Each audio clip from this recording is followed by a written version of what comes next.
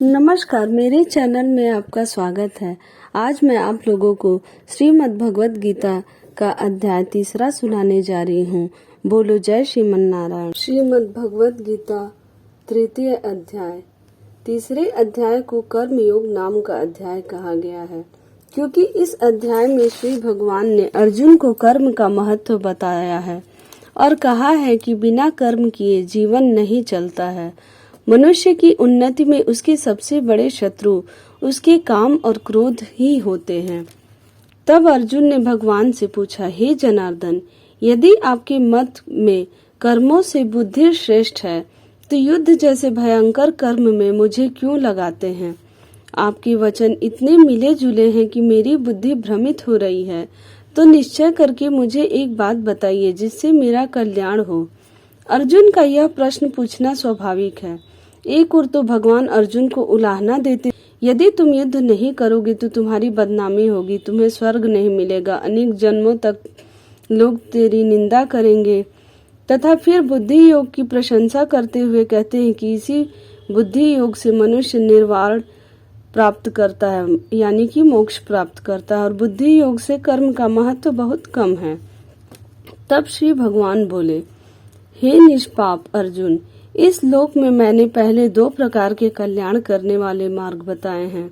एक सांख्य अर्थात लोक व्यवहार के अनुसार चलने वाले लोगों का ज्ञान के साथ योग होने से, और दूसरा योगियों का कर्म के साथ योग होने से। कर्मों को नहीं करने से ही मनुष्य निष्कर्मता को नहीं प्राप्त कर लेता है, और न कर्मों को छोड़ देने से ही स्थित प्रज्ञता मतलब बुद्धि की साम्यता प्राप्त कर लेता है। कोई भी प्राणी एक क्षण भी बिना कर्म किए नहीं रह सकता, क्योंकि सभी प्राणी प्रकृति से उत्पन्न हुए जो गुण हैं उनके वश में होकर कर्म करते हैं। यह प्रकृति का नियम है। जब तक जीवन है तब तक इस शरीर से कोई न कोई कर्म होता ही रहता है। जैसे सोना, बोलना, खाना आदि ये सभी कर्म ही तो हैं। जो मनुष्य अपनी कर्मेंद्रियों को जबरदस्ती रोककर मन में विषयों का चिंतन करता रहता है वह विमूढ़ है, अज्ञानी है, और उसका यह आचरण झूठा है। और अर्जुन, जो मनुष्य इंद्रियों को संयम में रखते हुए फल में अनासक्त रहकर कर्मेंद्रियों से कर्म करता रहता है वह अत्यंत श्रेष्ठ है। ये श्लोक बड़े महत्वपूर्ण हैं, इसलिए सबको स्वधर्म का पालन करना चाहिए। अर्जुन, तू नियत कर्म कर। कर्म नहीं करने से कर्म करना अच्छा है। बिना कर्म किए तो तेरी जीवन यात्रा भी नहीं चलेगी, अर्थात जीवन ही नहीं चलेगा। अर्जुन के लिए यहाँ नियत कर्म क्षत्रिय धर्म का पालन है। स्वधर्म और नियत कर्म दोनों एक ही है। यज्ञ, सृष्टि चक्र की निमित्त जो कर्म हैं उनको छोड़कर बाकी के कर्म इस लोक में बंधन में डालने वाले होते हैं। इसलिए अर्जुन, उसी के निमित्त कर्म फल में अनासक्त रहकर भली भांति विचरण कर। आदि में प्रजापति ब्रह्मा ने यज्ञ के साथ प्रजा की रचना कर कहा, यज्ञ द्वारा तुम उन्नति को प्राप्त करो और यह यज्ञ तुम्हारी वांछित कामनाओं को पूरा करेगा। सच्चाई के रास्ते से कर्मों को करने पर मनुष्य की उन्नति होती है और उसे सभी आवश्यक भोग भी प्राप्त होते हैं। इस यज्ञ द्वारा तुम देवताओं को प्रसन्न करो और फिर देवता भी तुम्हारा पोषण करेंगे। इस प्रकार परस्पर एक दूसरे का पोषण करते हुए परम कल्याण को प्राप्त होगे। देवत्व की वृद्धि से ही सुख, शांति और समृद्धि सारे देश में आती है और सभी सुखी होते हैं। यज्ञ से प्रसन्न हुए देवता तुम्हें सभी सुख भोग प्रदान करेंगे जिनके तुम्हें चाह है, और देवताओं द्वारा दिए गए उन सुख भोगों को यदि मनुष्य फिर उनको दिए बिना केवल अपने लिए ही भोग करने लगता है तो वह उनकी चोरी करता है और वह चोर है।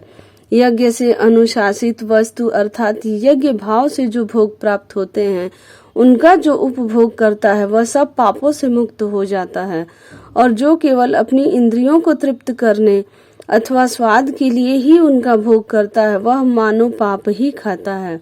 अन्न से ही सभी प्राणी जीव धारण करते हैं और वह अन्न पर्जन्य विवेक से प्राप्त होता है, और यज्ञ से पर्जन्य होता है, और सारे यज्ञ कर्मों से ही संपन्न होते हैं। यहाँ पर्जन्य का अर्थ विवेक ज्ञान ही हो सकता है, वर्षा नहीं। कारण सारे अन्नों की उत्पत्ति ज्ञान विवेक से ही होती है और सभी यज्ञ कर्म से संपन्न होते हैं। हवन वाले यज्ञों से वर्षा आदि होती है। तो जिन देशों में इस प्रकार के यज्ञ नहीं होते वहां कैसे भरपूर वर्षा होती है। और न केवल वर्षा से ही अन्न उत्पन्न होता है। अन्न उत्पन्न होने के लिए पांचों तत्व चाहिए, पर बिना ज्ञान विवेक के तो कुछ भी उत्पन्न नहीं होगा।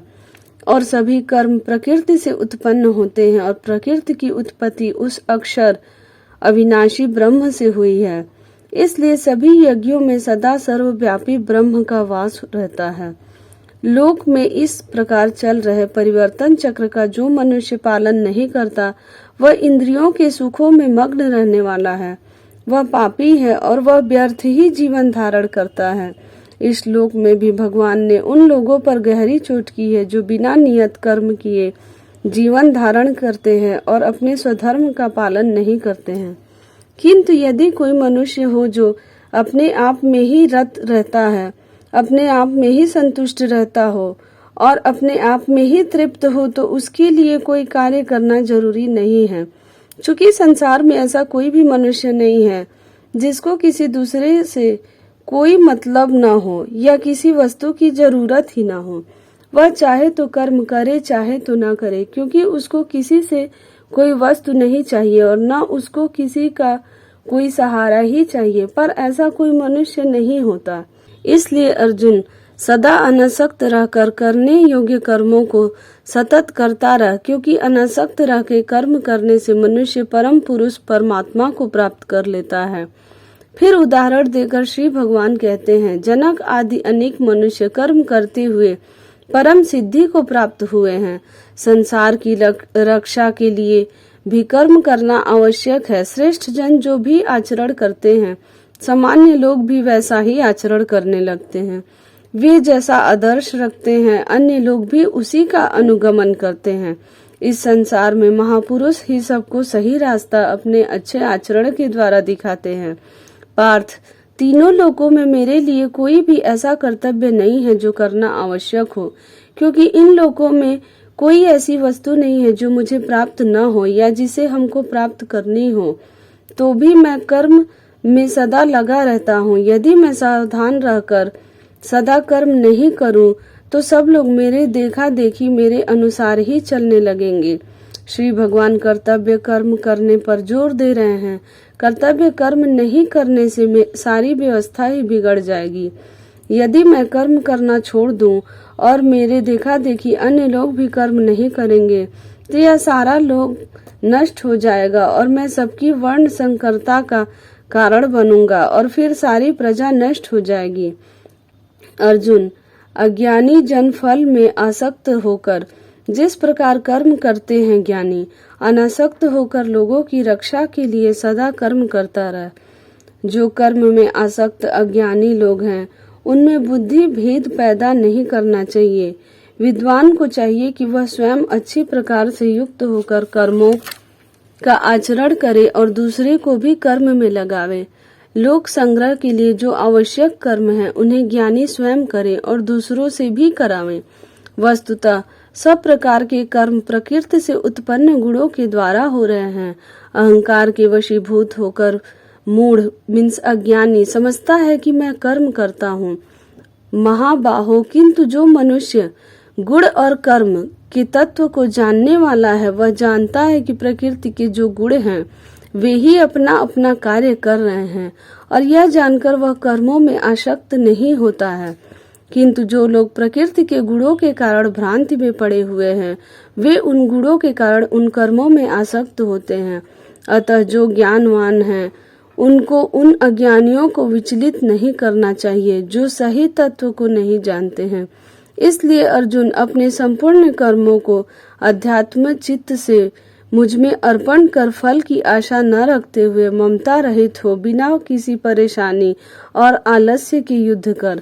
जो मनुष्य श्रद्धा से युक्त होकर बिना दोष दृष्टि रखे द्वेष से रहित हो मेरे इस मत के अनुसार चलते हैं वे सभी कर्मों के बंधनों से मुक्त होते हैं। किंतु जो लोग मेरे इस मत में भी दोष देख मेरे इस मत के अनुसार नहीं चलते हैं वे अज्ञानी सारे ज्ञान से रहित हैं और वे नष्ट हो जाते हैं। ज्ञानी भी अपनी प्रकृति के अनुसार ही कर्म करता है, क्योंकि सभी प्राणी अपनी प्रकृति को ही प्राप्त होते हैं। फिर इसमें जबरदस्ती निग्रह निरोध क्या कर सकेगा। श्री भगवान ने कहा कि सभी लोग स्वधर्म का पालन अपनी प्रकृति के अनुसार करें, इसी में सबका कल्याण है। जबरदस्ती दूसरा धर्म अपनाने से कोई सिद्धि नहीं प्राप्त होगी।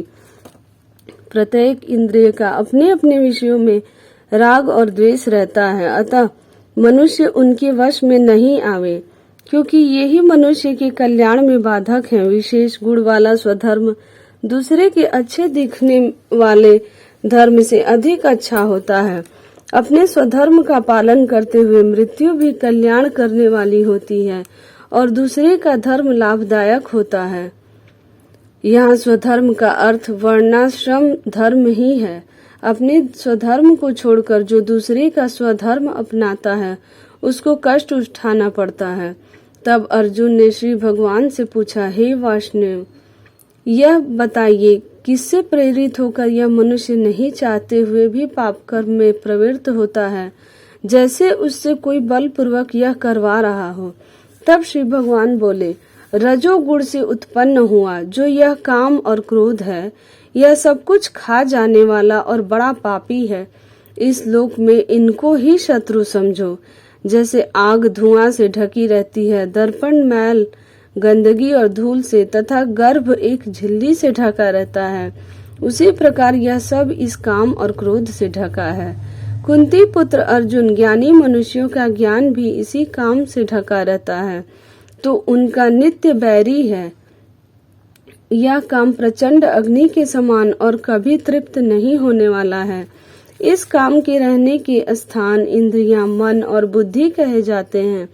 वह काम ज्ञान को ढक करके देहधारी को मोह में डालता है। इसलिए भरत श्रेष्ठ अर्जुन, सबसे पहले तू अपनी इंद्रियों को वश में करके ज्ञान और विज्ञान का नाश करने वाले इस पापी काम पर अच्छी तरह से विजय प्राप्त कर।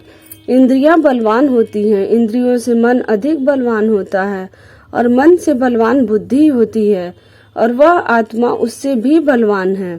हे महाबाहो, इस प्रकार बुद्धि से भी परे उस आत्मा को जानकर तू अपनी आत्मा द्वारा उसको वश में करके काम रूपी उस दुर्धुष शत्रु पर विजय प्राप्त कर। श्रीमद्भगवत गीता का 3रा अध्याय समाप्त हुआ।